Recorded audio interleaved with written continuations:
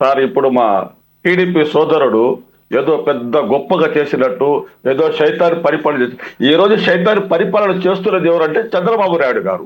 ప్రజలను మోసం చేస్తున్నది ఎవరంటే చంద్రబాబు నాయుడు. ద్రోహం చేస్తున్నది ఆర్థిక శాఖ మంత్రి. ఈ రోజు ఆయన చెప్పింది జవాబు చెప్తున్నా సార్. ఈయన అంటారు 32,000 కోట్ల బడ్జెట్ కేటాయించారు. ఉండండి, వినండి సార్. మీరు ముందు వినండి. మీరు చెప్పేది నేను విన్నాను కదా. నేను మధ్యలో మాట్లాడితే 3,32,000 కోట్ల రూపాయలు బడ్జెట్ కేటాయించారు అంటే ఎంత బడ్జెట్ అంతా ఖర్చు పెడతారా సార్ ఇల్లు? గత సంవత్సరంలో 2,90,000 కోట్ల రూపాయలు బడ్జెట్ ప్రవేశపెట్టారు. ఖర్చు చేసేది ఎంత సార్? 2,70,000 కోట్ల రూపాయలు. గతంలో వాళ్ళు బడ్జెట్ నోటు పెట్టింది ఎంత? 75,000 కోట్లు వేయమన్నమాట.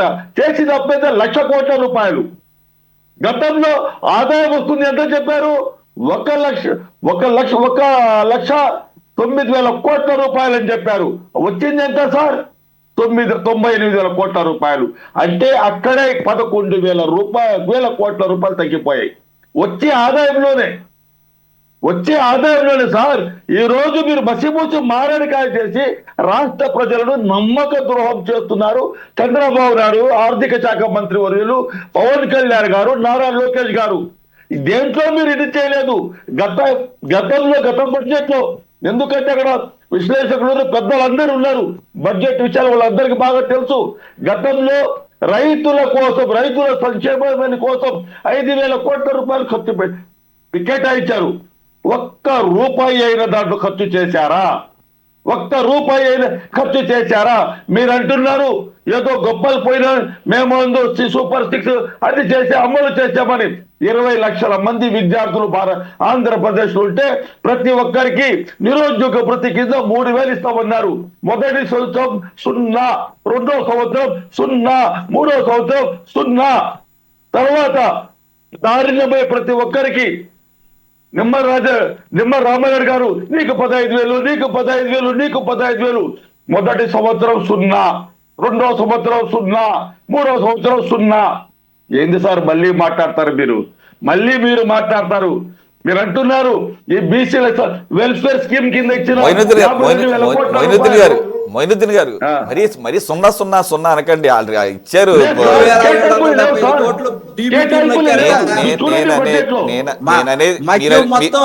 మీరు అనేది అదే కదా. ఒక నిమిషం. తల్లికి వందనం గురించి మీరు మాట్లాడేది మొయినుద్దీన్ గారు. తల్లికి వందనం వేరు. ప్రతి ఒక్కరి కుటుంబాల స్త్రీలకు నీకు 15,000, నీకు 15,000, నీకు 15,000, నీకు 15,000. ఒక్క రూపాయి ఇవ్వలేదు సార్. 3,70,000 సిగ్గు లేకుండా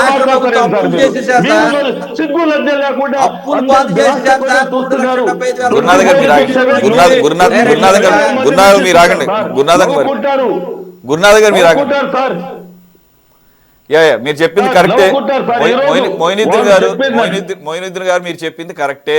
వాళ్ళు సూపర్ 6 హామీలు ఇచ్చి వాటిలో అన్నీ అయితే అమలు చేయలేదు. ఒక 3, 4 చేసినట్టున్నారు. అన్ని అమలు చేసేసినట్టుగా చంద్రబాబు నాయుడు గారు ఆల్రెడీ మెంటల్గా ప్రిపేర్ చేసేస్తున్నాడు ఒక 6 నెలల క్రితం నుంచే. అప్పుడే అర్థమైపోయింది. కాకపోతే ఏదైతే వాళ్ళు పెంచారో ఒకేసారి 1,000 రూపాయలు ఈ సామాజిక పింఛన్లు, దాని ద్వారా ప్రజలంతా సంతృప్తి చెందుతారు. కాబట్టి మిగిలిన వాటిల్లో 1, 2 నేను మిస్ చేసినా కానీ నన్ను క్షమించేస్తారనే భావనలో ఉన్నట్టున్నారు ఆయన. కానీ ప్రామిస్ చేసినప్పుడు చేసినట్టుగా చేయాల్సిందే, లేదంటే చేయలేకపోతున్నాము ఇది కారణం అని చెప్పాలి. చెప్పకుండా సూపర్ 6 మొత్తం అమలు చేసినట్లుగా చెప్పడం అనేది కరెక్ట్ కాదు. అలాగే మీరు చెప్పినట్టుగా ఎగ్జాంపుల్స్ 2: 1 ఉద్యోగులకి భృతి, 2 ప్రతి మహిళకి 15,000 రూపాయలు రూపాయలు సార్ ప్రతి సంవత్సరం, ప్రతి నెల 1,500. నా పర్సనల్ ఫీలింగ్ ఏంటంటే ఈ 2 చెయ్యరు అని నాకు అర్థమైపోయింది. ఆయన ఎప్పుడైతే గనక సూపర్ 6 సూపర్ సక్సెస్ అన్నప్పుడే రెండోది ఏంటో చెప్పనా, రెండోది చెప్పనా, నాకెవరు అన్నారో గుర్తులేదు కానీ చెప్తాను. ఇది గనక ఏది ప్రతి మహిళకి 15,000 సంవత్సరానికి కనుక ఇచ్చే లెక్క అయితే అచ్చెన్నాయుడు అన్నాడు, నాకు గుర్తొచ్చింది. ఈ రాష్ట్రాన్ని అమ్మినా కానీ చేయలేమన్నాడు. కాబట్టి గుర్తురాలేదు సార్ ఆ మాట. కరెక్ట్ మేము కుల్లా దేనికి దానికి ఎవరిని అడగాల్సిన, మీరేమో అప్పుడు సిపిఎస్ రద్దు అని చెప్పేసి ఏంటి నాకు తెలియదు చెప్పారని చెప్పేసి మీరే ఎరకపోయారు. అది మద్య నిషేధం అని చెప్పేసి మద్యం వల్ల బాగుపడింది ఎవరయ్యా అంటే నెక్స్ట్ టాపిక్ అదే. మీరు చక్కగా రెడీగా ఉండండి ఎనర్జీ లెవెల్స్ తో, అప్పుడు మీరు ఎంతసేపు అయినా కూడా వాదించుకోవచ్చు. ఈ బడ్జెట్ మీద జగన్మోహన్ రెడ్డి గారు డిబిటీ ద్వారా 2,73,000 కోట్ల రూపాయలు ప్రజలకు ఇచ్చేస్తాను. రైతులకు 1,80,000 కోట్ల రూపాయలు రైతులకు ఇచ్చేస్తాను. అంటే అంటే కొనుగోలు కానీ ఆర్బీకేల ద్వారా కానీ ఏదైనా కానీ ఒక్కడే గుర్తుపెట్టుకోండి, మీరైనా కానీ టీడీపీ అయినా కానీ ఎవరు ప్రజలకి ఏది చేసినా అది ప్రజల సొమ్మే. మీ పార్టీది మీ జేబులో ఒక్క నయ్యా పైసా కాదు. వాటిని యాజ్ ఏ కస్టోడియన్ గా సరిగ్గా చేయగలిగితే వారికే ప్రజలు పట్టం కడతారు.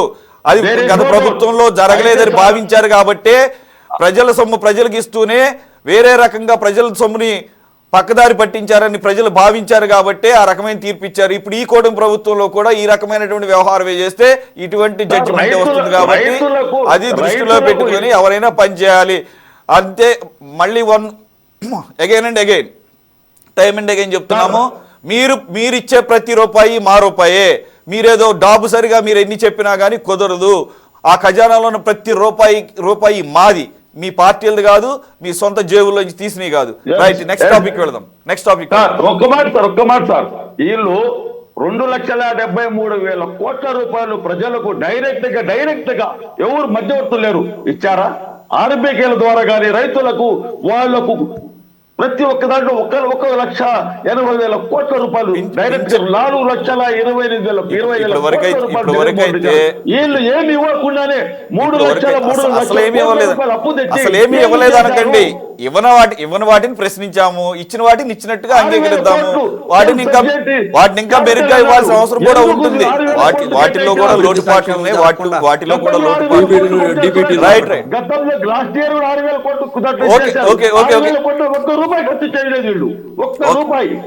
చూద్దాం సార్, చేసి ఈ 3,000